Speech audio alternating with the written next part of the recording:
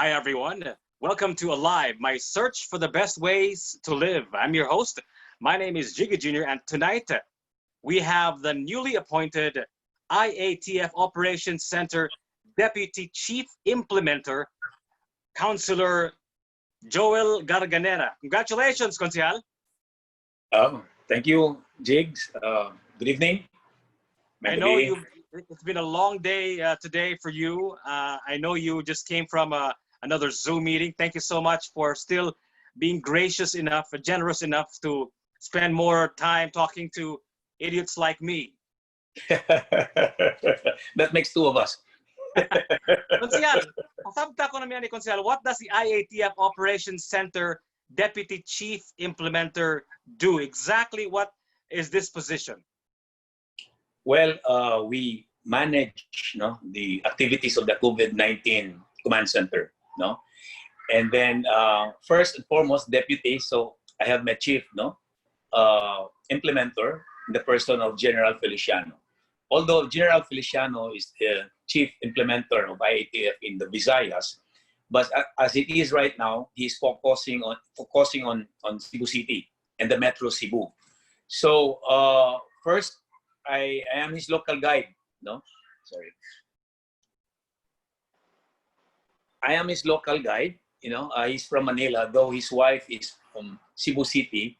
So I connect him to the different clustered operations here in the city. And we should have a close coordination with my chief.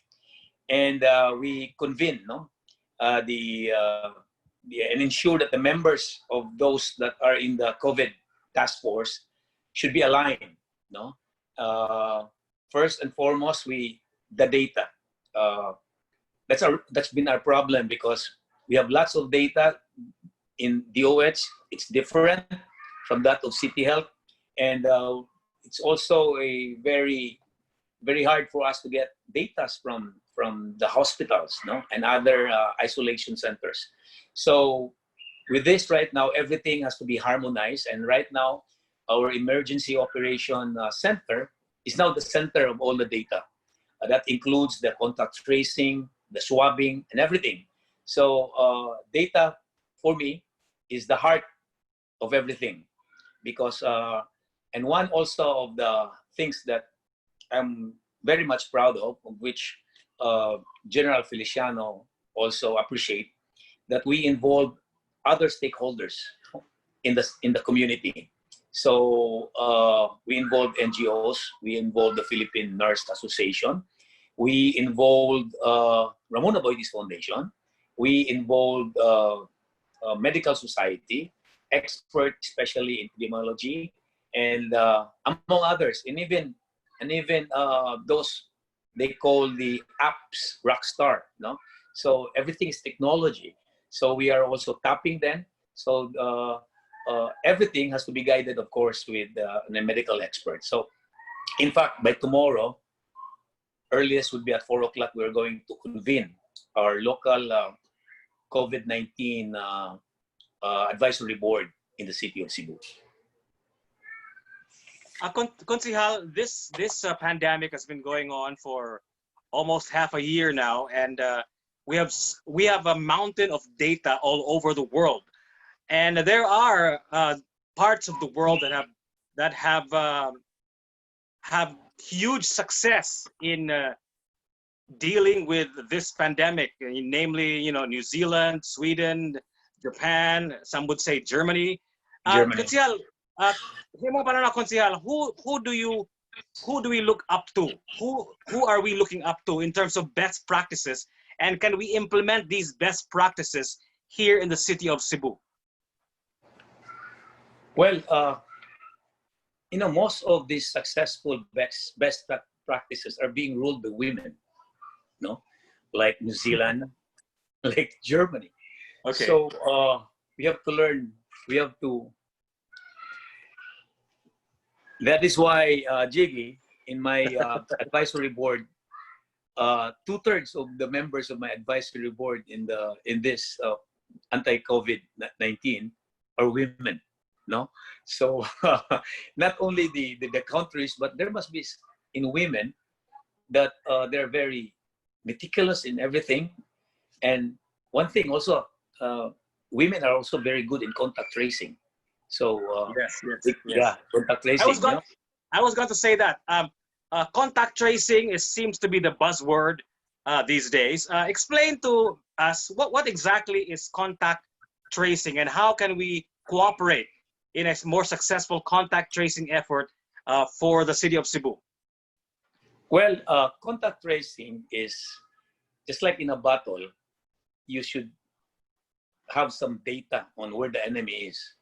So contact tracing is a means where we can find our enemies and where they are can be located. So it is only to contact trace, and there are lots of ways in order to be an efficient contact tracer. So you have to have a cognitive skills. So that is what the mayor in Baguio has been. He's a very good investigator during his stint in the police. No, it needs a good training on how to trace the virus or the person that has the virus. So when a person manifests or there's a line list of COVID patient, the contact tracer will immediately go to their household and immediately the first generation, that's the family, no, or people living in that particular household will be subject for swab, and then they have a way of trying to trace his whereabouts during the last 2 days or 3 days, that matter, no. So they have a way of who has the probability that could have the virus. So that is very vital when we try to swab.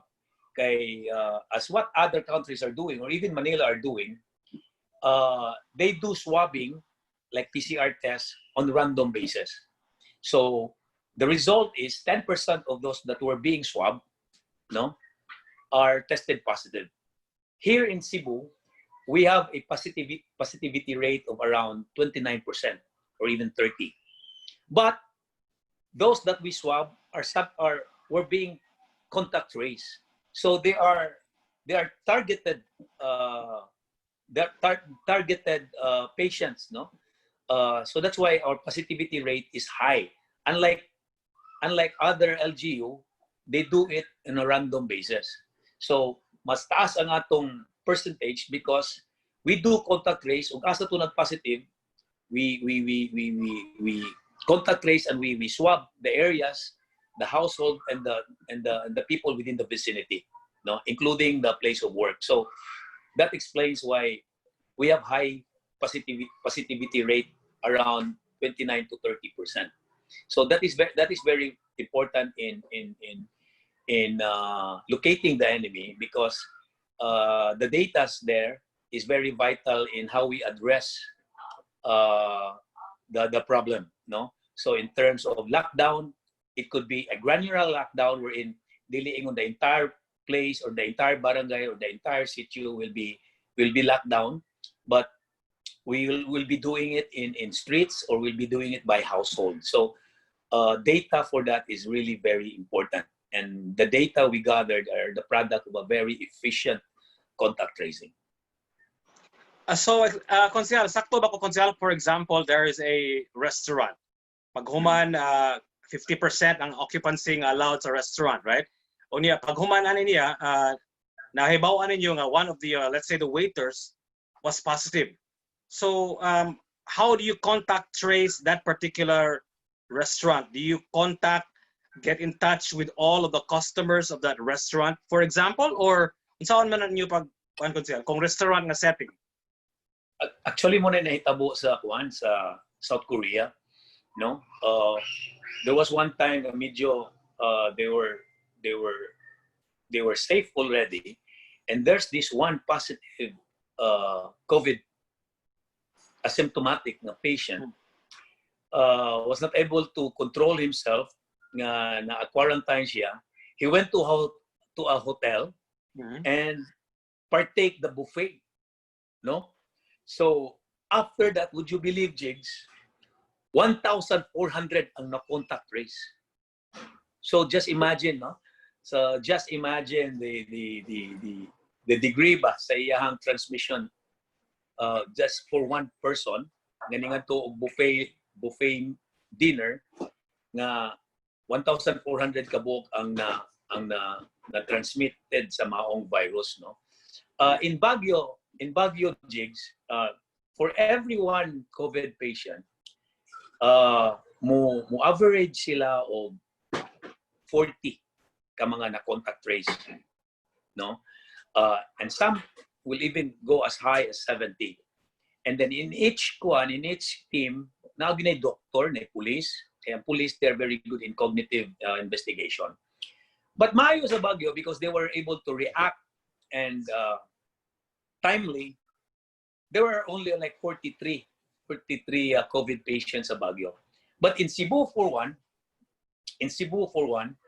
maglisod ta kay we're talking here about by the thousands na, no? So we're glad nga wala pa tay dili abli ang atong restaurant, because it's gonna be really a problem, no? For example, in a particular restaurant, pila na sila kabuok diha nangaon, so you have to contact trace everything, no? Pero there's a way masaniya na ang waiter, so kinsa ra kadto ang mga tables nga iyang giduol, no? Kinsa ra po to mga tables mo to'y gitawag nga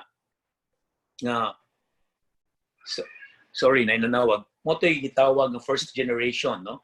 Sa katong yang ipang-serve, and then they have a way of doing it, no? But I must admit, lisod ka na pag contact trace ang atong restaurant. So we mo fine lang kay karon ICQ man ta, so it is presumed nga ang atong mga gipag-contact trace na ragid sa household or nasa vicinity sa ilang neighborhood, or else og kaning atong na-contact trace mo ni say nagkupot sa atong ICQ pass unya ug asa ni siya nakuha ug kinsa pud iyang kasugat dito sa mga groceries for that matter, which by the way dili na nato na ma-contact trace ng Jigs, no? So we have to confine lang gid sa family and the adjacent neighborhood, Jake.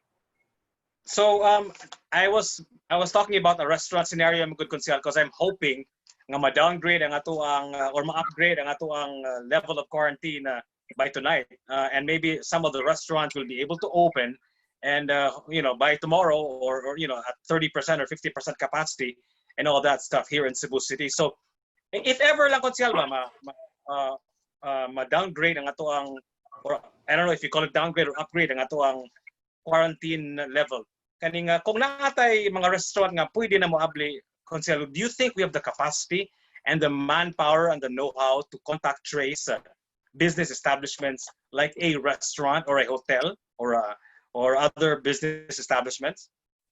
Well, first and foremost nga Jigs, ang kanang mga personnel nga mo trabaho sa atong mga restaurants, they should undergo kaning atong strict nga protocols na to before they can work, no? So kana first and foremost nga ang atong mga waiters, ang atong mga cooks so nagtrabaho sa restaurant, they cannot work if they did not comply with the medical protocols, no? So that's basic, no? So that's to eliminate nga na mga waiter masud. But then again, just like when I was in Yoshokin the other night, stricto kay sila, no? Stricto kay sila. Before you go in, grabe ang ilahang 30% raman tangali ang ilang ma-occupy sa seat available, no? And then gawas na diana, you have lots of forms to comply, no? So grabe ang investigation nila dito. So that's also a manner of trying to screen the customers. So these are the new normals, no? In fact, during the first 2 weeks na to, mo na atong itudlo sa atong mga kompanya, mag-GCQ ta kaning Jig, it doesn't mean nga we're safe. Mag-GCQ ta because we want to survive, no? We want the economy to live, no? But it doesn't mean nga we're safe. So the more we have to really adapt the new normal in doing things. Like for example, kani mga inter-island vessels, Jigs, no? Grabe jud kay sila ka alkanse, no? Kay once na gani mo shift na siya GCQ, they are only allowed to accommodate 50% of the passengers. But then again, dili pa ginamao jigs because in as much as they are going to observe social distancing, ang ilang mahatag ra sa atong mga pasahero are the non-air conditioned units accommodation. Because katong nasa taas ng accommodation, mga tourists, because they are not allowed to accommodate passengers sa vessel na nasa sud sa aircon. So, makita din mo, nga dili lang kay 50% ang accommodate nila. Kay the entire tourists, dili man nila pasudlan. Or, ilang pasudlan og pasahero, but dili nila i-on ang aircon. Kay i-close man gud ang atong vessel, kunya it will take an overnight trip, so dako kayo ang possibility sa transmission, no? In the same manner po ng mga establishments sa NATO jigs, like kaning mga malls, kaning mga uban, no? Mo undergo gina sila og training on how to operate their establishment as such, no?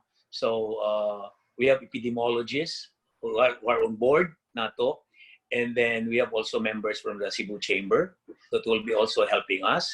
So from the different nga mga establishment NATO, no, from restaurants to entertainment, no. So it's gonna be a new normal good.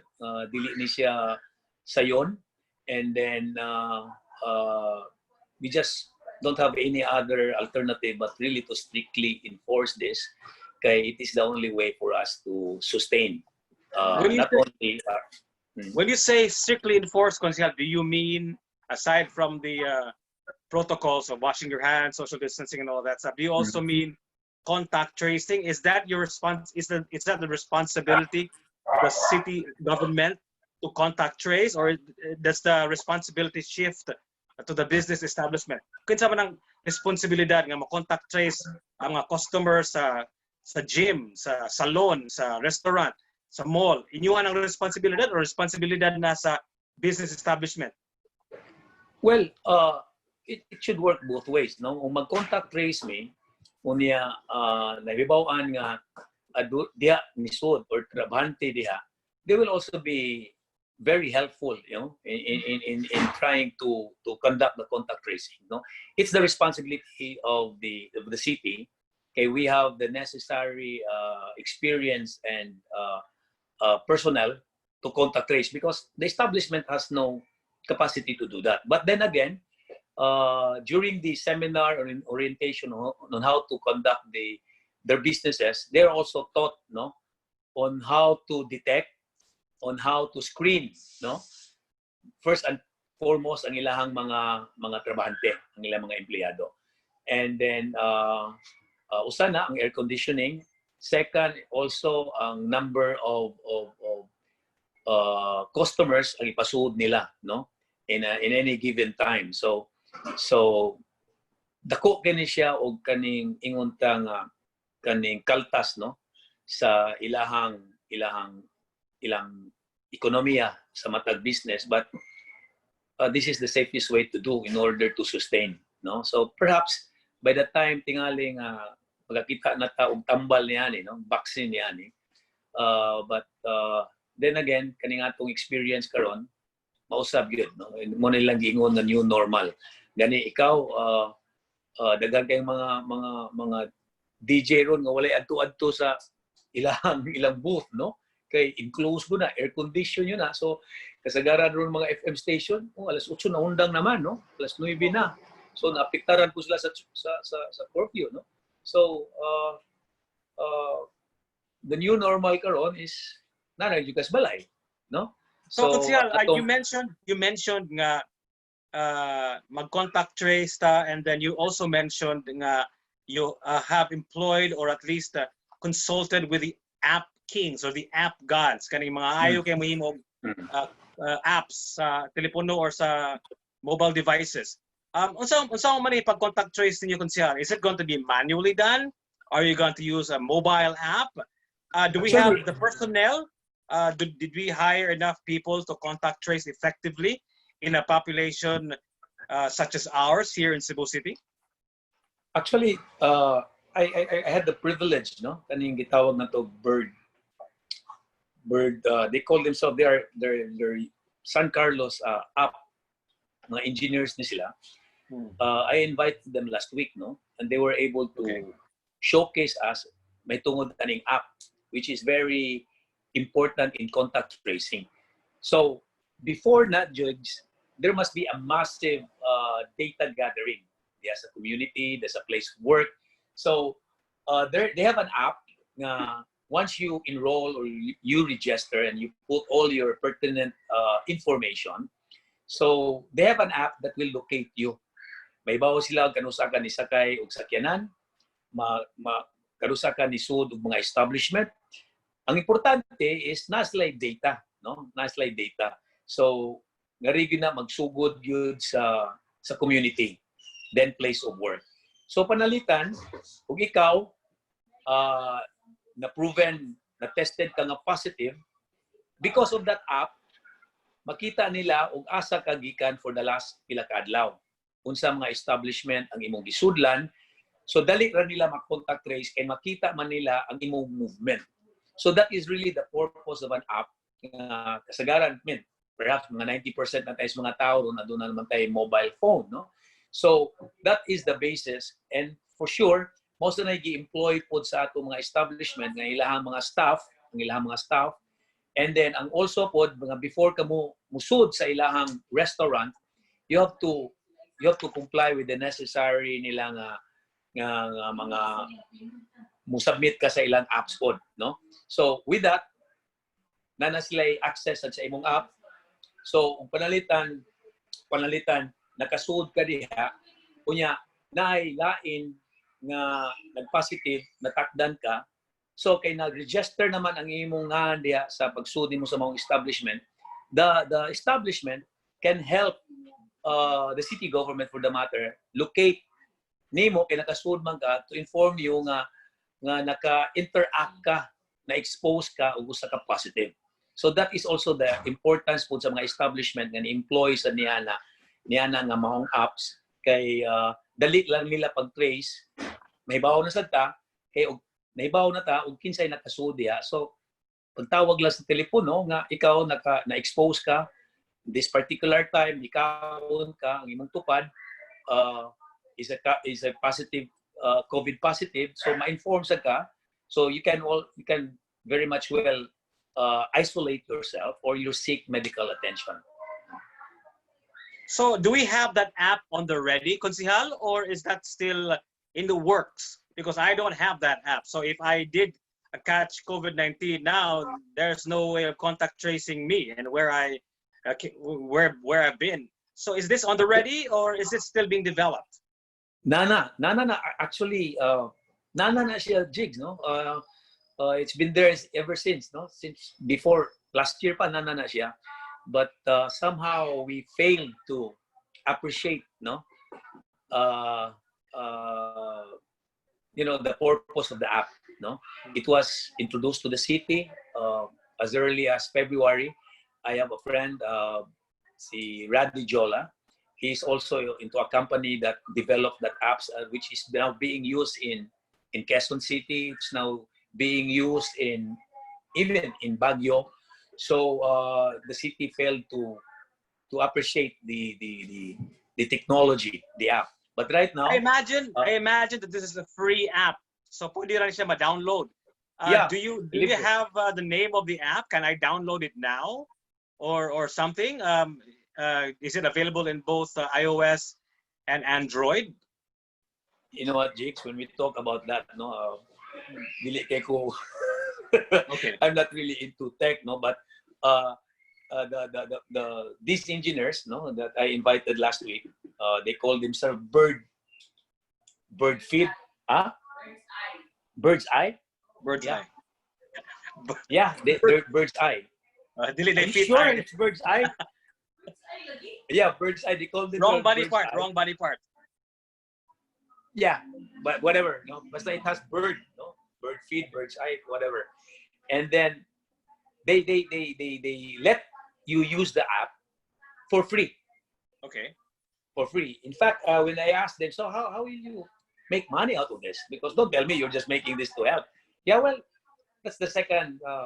That's not the most important thing for them. But you know, they can also make money because once you enroll a person, once you ask them to register in your apps, when when you have many registered already, that is where you can put your business Data, also, no? data.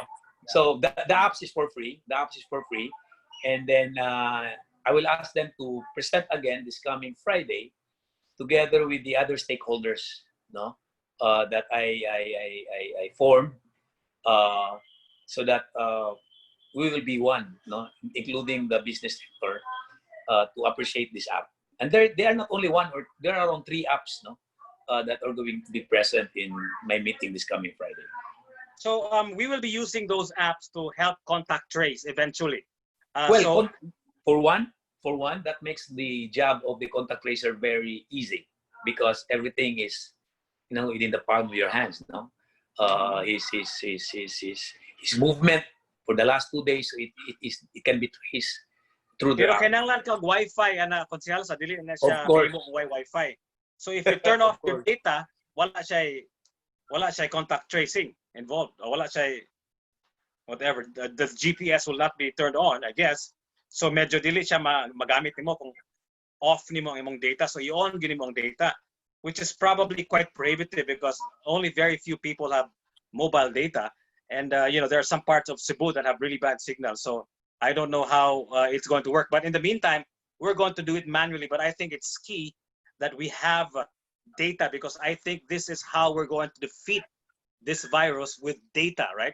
Konsehal, and then give you an update on Jig, no? Go ahead, Konsehal, go ahead. During the month of April and May, we only have 5 teams for our contact tracing. Okay. No? And then 4 days ago, nag-train ta Jigs. We now have 50 teams. Okay. No, for our contact tracing. And then the police are on board. And in fact, today, Jig, nag-training ta og around 37 policemen. And these policemen are just like me, COVID positive nga nag-negative na. No? In fact, ako nislang nakauban gahapon kay nag-donate sa kong plasma sa DOH, no? Together with the police. So nag-training sila ron, plus another 38 from the Bureau of Fire that are assigned in the region, and they are now assigned in Cebu City solely for this purpose. And we have another 50 JO civilians that are undergoing the training kaganina sa Bayfront. So before the end of the week, Jigs, we will have 130 contact tracing teams. So from 5 to 130. So that was also one of the findings. As a team. So how many people per team? 3. So we're talking 130 times 2. Is that enough number of individuals? 130 times 3 to cover the entire city of Cebu to be able to conduct effective contact tracing. Is that the number that you're looking for, or we still need more? Well, as it is right now, that could be more than enough. No? That would be more than enough because everything is targeted. Our contact tracing is not just, they just go anywhere. No, most of the COVID positive patients, they undergo testing sa hospital, sa atong mga different isolation center like ang atong Bayanihan sa Sacred Heart, atong mga clustered clinic that are scattered all over the city, around 4 clustered clinic. So when the result, mugawas ng result, so they have complete information man before they are to be tested sa PCR. So gitarget na siya. So i-deploy din na sila as early as 4 o'clock in the afternoon. They get apps na like everything is by phone na Jigs, no? Panagaan na sila usang ug asa kadapita nga clustered clinic na bilong, ihatod diya nimo ug asa ng mga barangay nga diin mo yung nag-positive. So they are grouped themselves to the different teams, so i-deploy din na sila. So dali na kayo ang pag-deploy na to niya, ubay-ubay na sa sila, daghan na sa kay sila. So if we compare the 5 teams against the 130 teams that we will be having before the end of the week, that is a great leap, no, in terms as contact tracing is concerned. where will we input that data, Konsihal? Will we have a brain center to input Yes. every single data that the 130 teams of contact tracers that were deployed that day, they will input that in a database, right? In a computer of some sort to crunch the data. Yeah, we have the Emergency Operations Center sa City Hall. There's a new building there beside the park, you know. And then down the ground floor, that is our war room. That is where our encoders, and that is where all the data from the contact tracing and the swab team are reporting. Everything is the files, John, Jigs. All they have to do is take a picture, send it through Viber, whatever, no? So, ang kanang atong papel nga forms nga during the contact trace, dili na siya moabot diri sa atong war room, because we are also very mindful pod kay kaning papel. This is also the source of transmission. So we don't have to decontaminate them, but we are using a smartphone in transmitting the data. So real time, mahuman silang contact trace, they send it right away. They send it right away sa atong war room, and then all the informations there sa atong war room there. We have around 20 encoders there, and then everything will be relayed also to the second floor namo. That is where we also have another encoders there that will collate all the data, not only coming from the contact tracer and the swab teams, but also from the hospitals, from the clustered clinic, from the isolation centers, from DOH, and of course from Vicente Soto, where we get the results of the COVID positive and negative. Konsihal, one of the key features of contact tracing, obviously, is contacting people who were exposed to that person that had COVID-19 or was positive, right? So ang importanteng information ani siguro is the cell phone number. For example, na barangay nga na positive sa COVID-19, na nagdiduol na siya og daghang mga tao, it's important that we know who these individuals are that was in contact with that person with COVID-19. So it's important that we have the cell phone numbers of the individuals around him or close to him who had contact with that individual, right? So Konsihal, if I was in contact with that person and a positive of COVID-19, I would expect a phone call from you, right? From the contact tracers. Is that a correct assessment? Ingani ni Jigs, ang mechanics ni ani, like once na ganin ay positive, no? Two ways, no?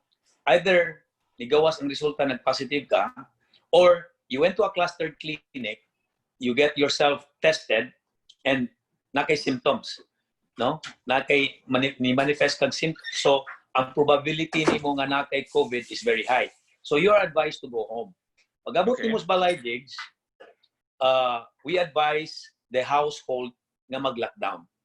Okay. So, i-contact trace na sila. Even, wala pa, probable pa ka, wala pa magawa si mong resulta. So, we advise them na mag-quarantine ka together with other members of the household.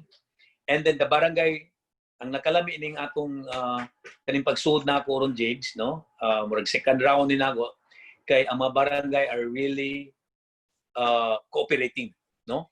They're really on the forefront. And then I'm telling you, Jigs, we cannot win this war without the barangay, without the help of the barangay, because they know the terrain. Just imagine, once ma-contact trace na to, atong lockdown ang balay, the city's assistance, dali ra kay madugayday dito. Kay, you know, how can you ask them not to go out to the house wala sila pagkaon? So that's part also of our provision. So mo na ito pamagi, dili lang kay mugawas ang resulta. So that is why important to stay in the house ug naa kay ug naay membro sa inyong pamilya nga nagka-COVID or na-suspect, no? Or if you are a product of the contact trace ka, you are really advised to stay in the house. So imo i-contact trace Konsihal ang household ra, dili ang neighborhood. No. Household, ang kanang household mo na gitawag og first generation. Okay. No? And then ang usual nimo nga pattern nimo sa imong movement within the neighborhood, that will be the second generation, no? And then perhaps nakalami mo na ato karon because we are under ECQ. So ang locomotion, ang movement sa tao, confined ra gyud sa vicinity. unlike ordinary days, grabe kay you go to the mall, you go to your place of work, mo na nga ang ato karon limited kayo within the area lang yun, confined area lang gud asa ka kuyo. But different po na jigs, ug ang imong area densely populated or mga squatters kana medyo lisod-lisod na siya. Kay ang ato mga kural diha, ang ato mga bongbong da sigbit-sigbit naman. Ug mga ri po ka sa subdivision, dali ra sa kaayo because they are wall fence man na siya. So dili na kay nganlan mo ngadto sa neighborhood because the probability nga ni expose ka layo kayo unlike anang mga densely populated area. Konsyal, niadto ko sa negosyo na usa ka bukan murag tindahan sa Mandaue City. This is in Mandaue City though, this is not in Cebu City. Nagipasign ko og papel together with my phone number and of course my name and my address, right? So mahog siguro to nga mo to i-contact trace siguro nila kung ay ma-positive atong tindahan na, right? Did you experience the same thing in that Japanese ramen restaurant in Oak Ridge, which I know is already open? Thank goodness. I went there last night. Yesterday. Did you sign some sort of a document? Wala na sila sign jigs kay naman sila QR or pass. Q code, something Okay. like what do you call that? QR code. QR code na jigs, no? They have a QR code ang imong smartphone, imong i-duol dito, imong camera, and then mo register na dito, then you have to fill up everything, no? Your email ad, your of course phone number, automatic na siya, and then napa dito, butang sa dito imong travel activity nimo, and then were you COVID positive ba, ana? So na ang tanang details na nimo dito. So katong imo manual to imo jigs. Manual to imo gipapirma ka. So ang degree of contamination na to kay nabe imong gisuwat pa dito papel. But it has the same one. Principle. So principle. katong data that was captured manually and through the QR code, kung in the event nga naay nag-COVID positive atong nga business establishment, panaugon to tanan. Panaugon to tanan. Is that your Konsyal, this looks like a very daunting job because again I am hoping nga our quarantine level will be downgraded tomorrow. Basig mo abli na ang mga restaurants. Is this the job of the city government to contact trace even in the business establishments or purely residential lang yun mo, Konsyal? No, wala may gipili ang COVID, ang transmission sa virus na mo confine lang siya sa residents. So in our area of responsibility, it's the job of the government, especially the city health department, no, to contact trace those that that acquired the virus. So, with the help of the establishment, they will make our job much easier if they're going to employ this kind of devices silang respective area, no. So this is one way because time is of the essence, no. Ang atong response could spell the difference. It's either ma-confine na to o mo-swell na siya. So, ang oras yun, importante kay pag-contact trace, pag-inform sa naintungdan na na-expose sa mga positive, kaya ron mahibaw ta, no? Mahibaw po sila sa ilang buhaton. They will be told on what to do, no? And then they will be asked to stay in their house, and then they will be asked to isolate, aron to observe, no? And then they will be asked also to seek the nearest clinic para magpa-test po sa doctor, no? Konsyal, sakto ka Konsyal nga katong mga countries nga successful kaayo sa ilahang pag-deal with COVID-19 is mga babay. Basig sakto ka murag meticuloso kay ni sila mga tawhana, mga babay lagi. O niya. May kini sila mo trace na to, no? Di ba kita jigs mo abutas balay kani sila cognitive skill ba nga imbestigahon bitaw ka jigs nga asa kagikan. Kanya may bawon sila mamaka ka jigs, no? Ibawon sila. And then ang cellphone sa jigs, all of a sudden they're cellphone technician po kibaw sa ni sila jigs kung saan po pag-manipulate bisag kung sa pa ibutang nimo diha nga password, no? Maka kibaw ni sila, no? Kani sobra pa mga FBI ani jigs. So perhaps they are innate na nila nga they should know these things, no? You know, Konsyal, the one thing, the common denominator for all of these successful nations is that they provided clear science-based communication to the public. Mono sila, based on a study, the common denominator amongst all of these successful nations is they provided clear science-based communication to the public. Now, Konsyal, kaning science-based, medyo put in question eh. I know this is not your jurisdiction and perhaps this is not for you to answer, but mga tara lang ko nimo anyway. Kaning 2.5 Tuob 2.5 scandal. Kaning obviously the DOH has already pronounced made pronouncements that it is not scientific and Tuob is not scientifically based and all that stuff. Can you speak to that? What happened, Man Konsyal? Well, first and foremost, no, when me and my wife, no, got the virus, among doctor si Brian Lim, he's a very known epidemiologist, and he told us na di gud pwede ang Tuob, especially if you have the virus, because there's the tendency daw nga spread lang na sa imong body, no. Mo nang wa mi magtuob, no? Wa mi magtuob, but it doesn't mean nga wa ko kasuwag tuob. Wala ko kasuwag tuob. Sa amo sa late isaw na magtuob gud me, no? Mura man siya, that's the poor man's way nga mag-spa, no? Mag-spa. And then kada mitang usod kag spa na mental somehow it relieve your kwan. Relaxing. Asa ka mag-spa, Jig? Asa ka mag-spa? No? Anyway, it will relieve your kwan ba? Imong ilong nimo, imong breathing nimo ba mamayo, no. So that is the one, that is the intention no, sa spa o tanan. And then kami nag-COVID mi wala gimi magtuob. And then kani this is a medical issue para nako maminaw ta sa expert, no. Maminaw ta sa expert, and then which me and my wife we obligingly, no, nga ni tuob mi na. Unya kaning niabot na ning scandal na 25. I was interviewed by one of the TV station yesterday, Jigs, kay nag-donate ko sa akong blood gahapon sa DOH. Yan niabot to ang kaning Channel 7. Pero taga Manila, Jigs, taga Manila.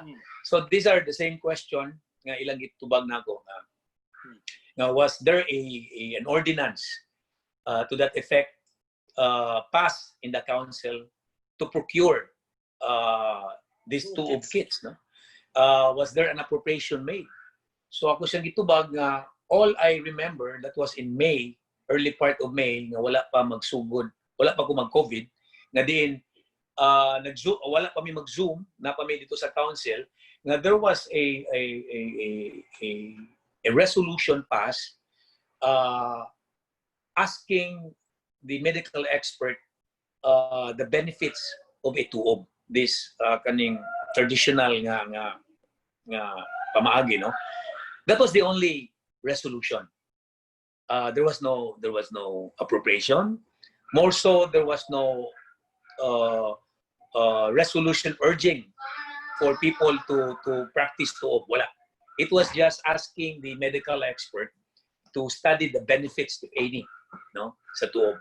And then niabot na rin siya ang kaning, I'm not privy to that, no? Nung niabot na siya na amount na 2,500. Tinojigs ako nakakita mo ko atong kit. Di lang ito kaabot og 500 or 700, no? So the city council for that matter, wala ka mag-endorse nor nga nag-appropriate a budget for such procurement. So it was never approved. There was no budget approved.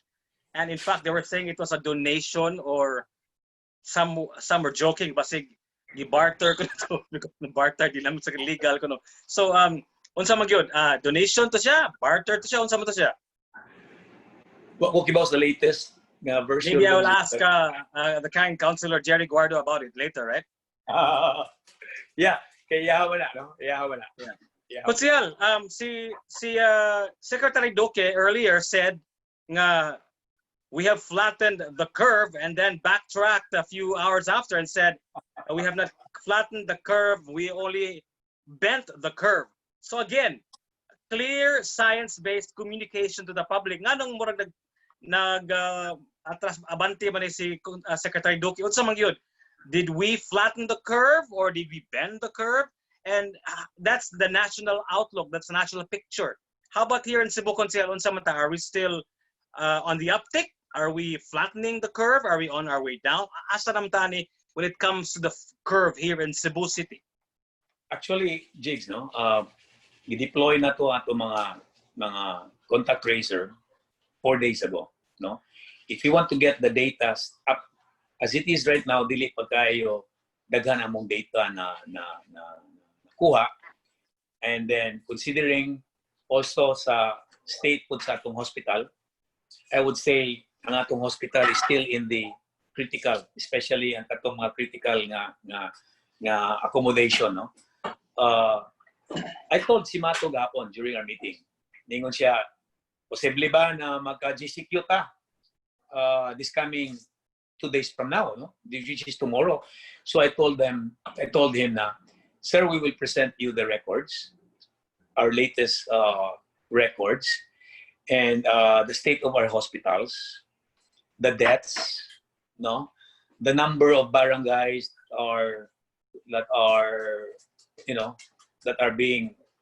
that has the number of positive patients, COVID patients. So I told him, perhaps, sir, after 10 days, we can downgrade to MECQ. Once we do everything that we have to do for the next 10 days, we have to be aggressive in our extraction of patients to our isolation, the different isolation area, and we have to be aggressive in our contact tracing and the swabbing. So perhaps around by then also we will also be formulating, no, our roadmap, no, nianing new normal sa atong establishment, sa atong place of work, atong mga barangays. So ako sa gingnan nga perhaps tangali after 10 days mag-modified sa ta, no, kaya nahitabo man god just like the last time nag-GCQ ta nikalit lang sakan no balik, no, ang atong kaso. And then that's what been happening also in other countries like Singapore, no. For a time they had it controlled and they start to open their economy, they start to open their airport. So nanood to ang mga laborers, mga trabahante nato. So matong ilang gibalik, no, disakag balik ang ilang COVID positive, and they call it like circuit breaker, no. Second wave nila mo nang circuit breaker tong term ni sa ilang prime minister. Pero nakita nimo ang ilang prime minister Jig, no, very transparent, no. When he talked to the people, he told them about the problem, no. More than reassuring them, he told them about the problem. And then what the citizen should do in order to solve the problem. So somehow he engaged the citizenry that, you know, this cannot be done by the government alone. It needs the help, no, the cooperation of the people. So it was very transparent, and then it somehow provide also assurance. So kanimo kung when you're given with the exact, no, report, somehow you feel obligated na you should also be responsible, no, on your part, no, kay dili man ni mada namos gobyerno lang. So we have to be one in this, no. Together I think the public Consihal will respond if they just have clear science-based communications to them. So tingas las tinuod nga dili mag-usap-usap og storya, then they will do whatever it takes. Consihal, I have to ask you this question before we go, because I know it's running late already. What is the private hospital's allocation situation now? Because I heard an interview in National Capital Region, the private hospitals cannot offer 30%, even 30% allocation for COVID patients simply because they do not have enough manpower. Sa Cebu City, Consihal, nisugot na ba ang private hospitals nga to open up their hospital rooms to 30% or even higher, or 10% lang gihapon ta? You know what? When we increase bed capacity, it's not just the bed. We're talking here about personnel, no? Nurses, doctors. We're talking here about the different ventilators, for that matter, no? That goes with the bed, no? Okay. So may mahimo ng katre o what ay enough personnel, no? Ganina I heard a report from our medical department nga they said nga ni-increase na kuno by 30% ang some of the hospitals, and then ang ato kunong population, no, ang kanang ato mga pasyente ko, no, mga kuan na lang kuno 70 or 80%. So just imagine, Jigs, ba, if you try to look at it ba, full capacity sa 20%, no? Full capacity o 20% ang i-allocate nila for COVID, no? So gi-increase mo nila 30% ang bed capacity. Mo nang niingon na sila nga 70% na to na ang atong patient sa atong COVID. Not because ni gamay ang atong pasyente, but because ni-increase sila sa bed capacity. But it doesn't mean nga katong gi-increase nila nga bed capacity are being occupied. No? So, usahay kaning murag ilad-ilad sa ba nga ang atong bed capacity is only 70%. But the truth of the matter,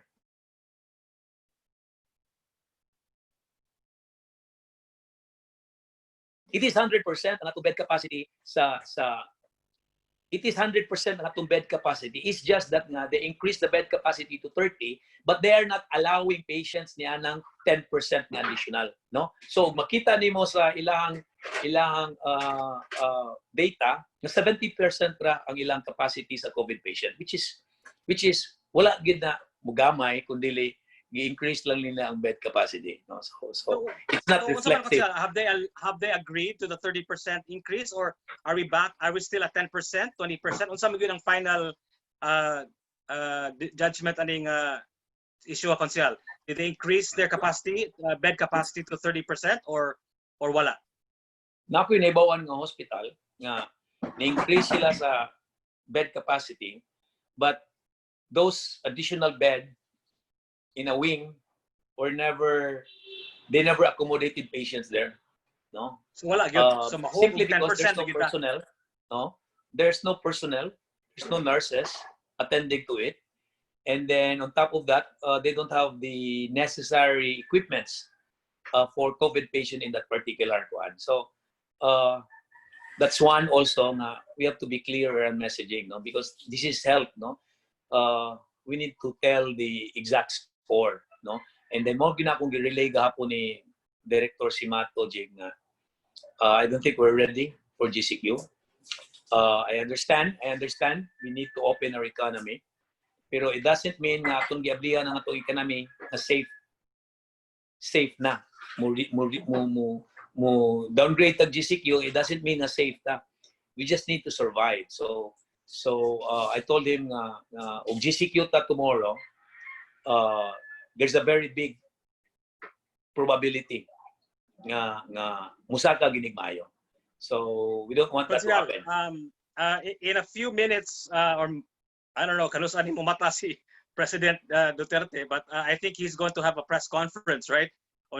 He's going to declare exactly what our level of quarantine will be in the Philippines, especially here in Cebu City. So, imong recommendation to General Simato Konsehal is ECQ lang sa Atlagapon? Or ECQ lang for the next 10 days. 10 days. And then perhaps after 10 days, we could downgrade to MECQ. Dili ta mo jump dayon og GCQ. Pero ingani ni Jigs, ang stance sa IATF sa Cebu, no, with General Feliciano, what we do, Jig, is we'll give them the information. We'll give them all the data, no? Okay. Including the police, no? The police also gave the IATF their data when it comes to safety and security. And then IATF will also give our data with regards to the data, no? From the medical aspect, no? So it's up to IATF National, of course, the president, to make the decision, no? To make the decision if unsa gid ang atong quarantine status. So, So, Konsehal, I don't want you to be in the predicting business because you're not a manghula. Pero imong ang tanaw, Konsehal, what do you think will be our quarantine status when we wake up tomorrow morning? Imong paminaw, imong gut feeling. you know, bago pa lang may nagsugod sa among contact tracing, wala pa kay may naklaro among record, wala pa mahuman ang among pag-harmonize sa tanan nga mga data from other source, all sources. I would like to stick to the ECQ, no? And then perhaps after 10 days, at least we have a clearer picture. We can go down to MECQ, and then 2 weeks thereafter we can go to GCQ. Or at the end of the month would be GCQ.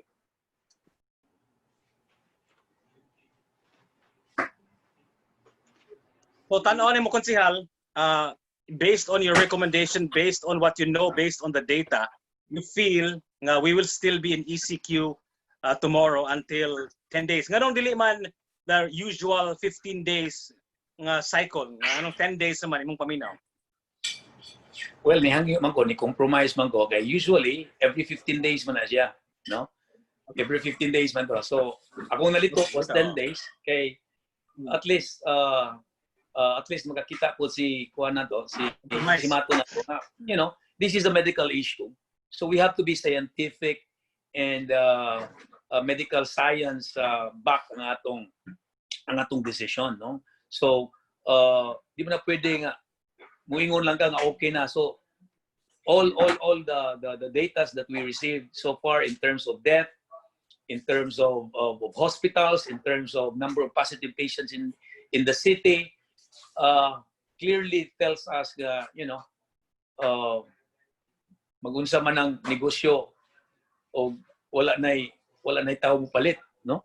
So para nako ang kinabuhi gyud moy primordial gyud nako, no? So utong-utong pa tagamay, no? Pero magkasakit ta, ako lang ipaabot diha ninyo nga ang nagian nako nga akong asawa, di ko gusto nga maka-experience mo niya na. Okay? This is one sickness nga you would not even wish your political opponent for that matter nga maka-experience, no? So para nako I stick to medical science. The city is not ripe for downgrade, more especially GCQ. I don't think it's the right thing to do as of this time.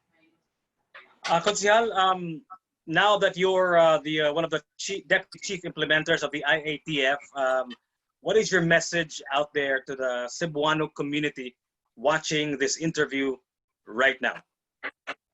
Well, akong mga kaigsuunan Cebuanon,